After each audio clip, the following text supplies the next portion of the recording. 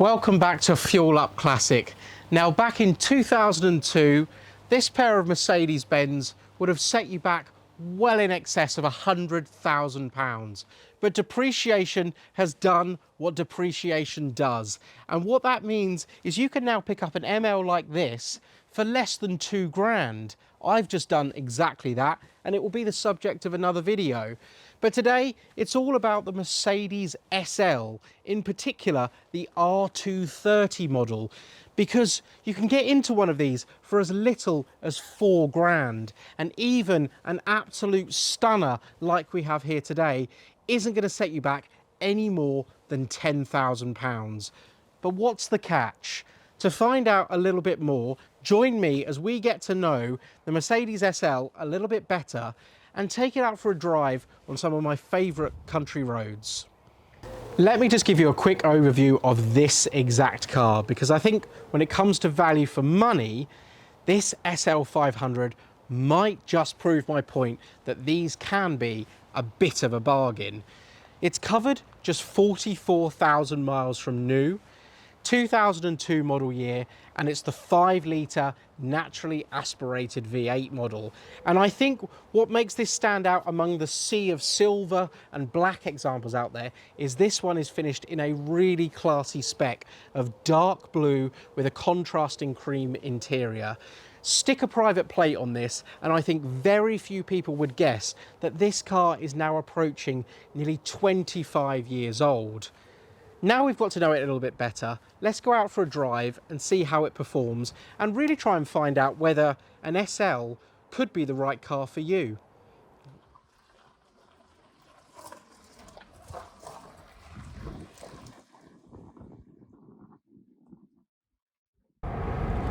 Regular viewers of the channel will know that there's nothing I like more than a heavily depreciated luxury car.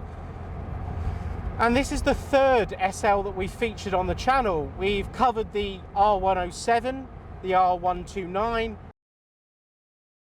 and now the R230. So I will leave some links below to those other couple of videos if you want to check those out.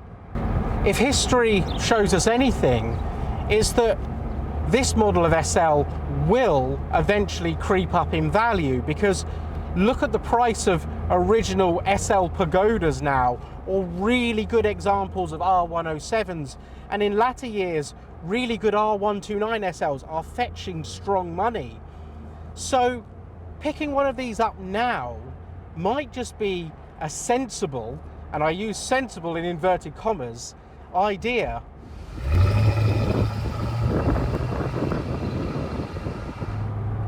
Launched in 2001, the R230 took over from the still stylish but definitely aging R129, and it's no surprise that Mercedes chose to launch this car with a 5-litre V8. It is, I think, still the pick of the bunch because it's just so refined. You get a lovely V8 burble when you're just cruising around town, but press a little bit harder and actually this car can pick up its heels really rather nicely. You're never going to be fooled into thinking that it's a sports car. This just isn't in the character of an SL, but what it is a fantastic way to travel. It's worry-free, it's refined, it's hushed, but when you want to get a bit of a move on, the V8 will certainly deliver that for you.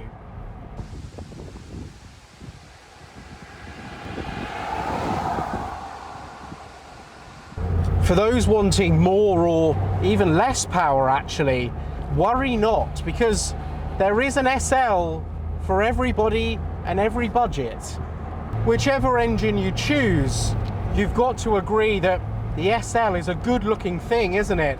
And it's a little bit more curvy than the R129 that it replaced. But between you and I think that Mercedes got the initial styling of this spot on, because they of course tweaked it and changed things throughout the 10-year production run. But do I think they ever actually made it any prettier than it was at launch in 2001? I'm not so sure. I'll drop a couple of pictures of the revised versions now on the screen so you can make your own mind up with that.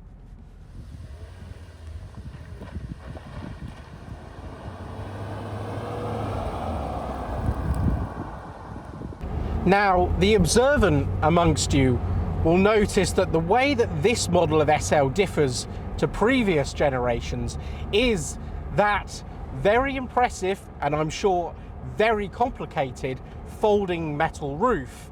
I believe it was designed by Webasto, and anyone that comes from the classic car world, that will be a name that's very familiar to you.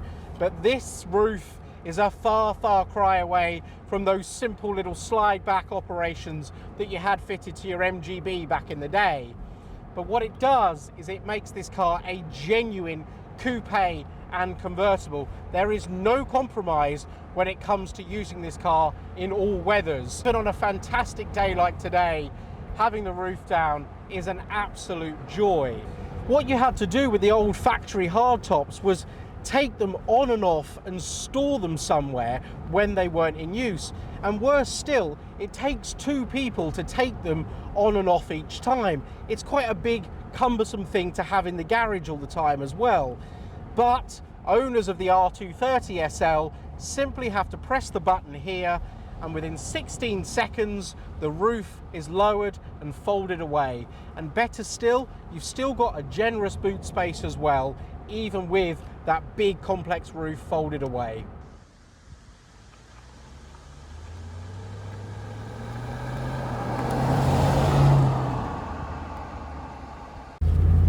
A low mileage, properly looked after SL500 should be an absolute dream to drive. And it should come as no surprise that it's supremely comfortable as well. It's got a decent sized boot, so there's more than enough for your luggage if there's two of you going away for a long weekend. And the trick suspension on this, coupled with relatively small alloy wheels, but with a nice big fat sidewall of a tyre, mean that even major potholes and bumps are simply ironed out. It has a fantastic ride quality, and it is, as you would expect, a just lovely place to be behind the wheel. Whether you've got the roof up or down, surprisingly there's not a single squeak or rattle in the cabin either. And it doesn't feel perhaps as solid as an R129 or carved from granite, which is the feeling that you get when you drive an old R107. But unlike those two models, this feels a lot more agile, a little bit more lighter on its feet, a little bit more willing to entertain you if you want to push on a little bit. And on that note, I'm just coming into one of my favorite bits of road. So let's just press a little bit. The gearbox changes down, no problem at all. And before you know it, you can be doing some very, very silly speeds, I'm sure.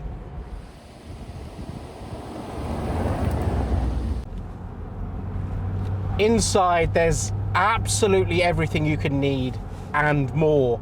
And perhaps more surprisingly, everything still works in here all these years on. But what I like the most is there's not a single touchscreen in sight.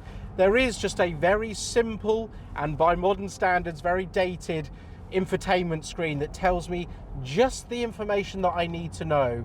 There is no touch screens. There are just a lovely array of easy to use and well laid out buttons. Now, I am of course going to get on to the SL's potential Achilles heel, but let's just talk about what it's like as an overall package and why I think they are just such a bargain right now, as long as you manage to get hold of a good one. One of the alluring things about this is, well, it's no more difficult to drive than a C-Class Mercedes or a 3 Series BMW. There's nothing in here that's going to intimidate you. It is, of course, supremely comfortable. It's practical too. And overall, I just think they're a really usable package. They're right on that lovely fine line of just having enough technology from the early 2000s that you don't feel like you're buying or driving an out-of-date relic, but you're also not bombarded with safety features and tech that you don't need, which of course is what encroached on later models. It is, for me, the sweet spot of the SL range. So while these cars are in that somewhat awkward space between being seen by many as just another old luxury car and not quite accepted as a bona fide classic just yet, there is no denying that these are incredible value for money.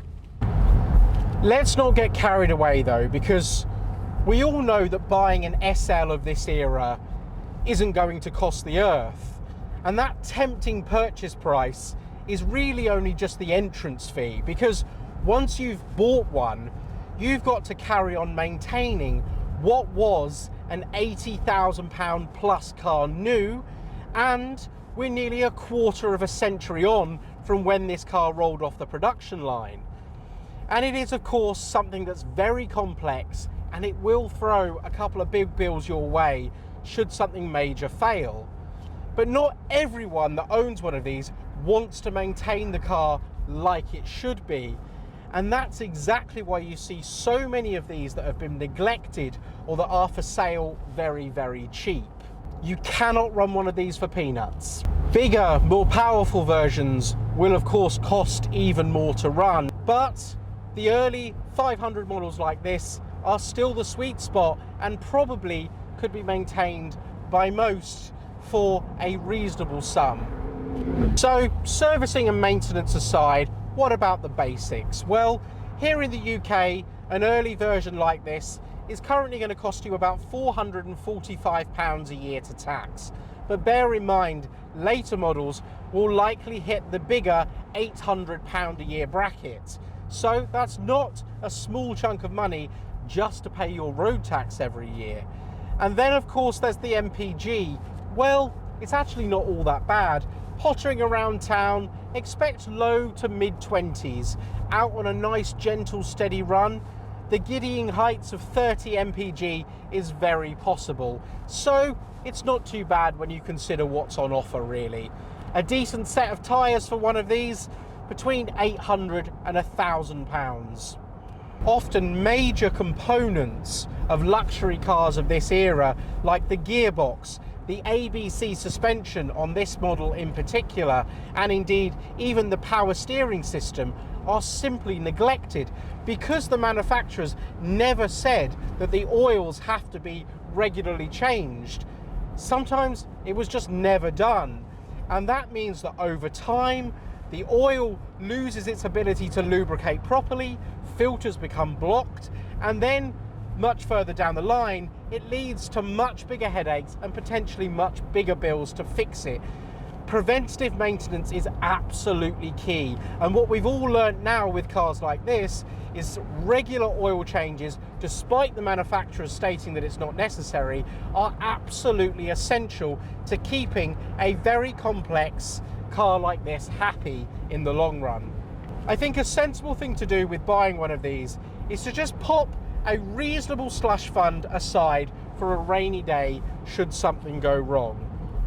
And on top of that, buy the very best that you can afford and keep it maintained to that standard. If things pop up and they need to be sorted, get them done. Don't let things accumulate, because that's where things can get a little bit difficult to diagnose. They can cost a lot of money in the long run, and it's again the reason that you see so many of these for sale cheaply, or perhaps for spares or repairs, because an owner has simply let small niggles run away with them, and all of a sudden they're going to be faced with a potentially very big bill to put them right.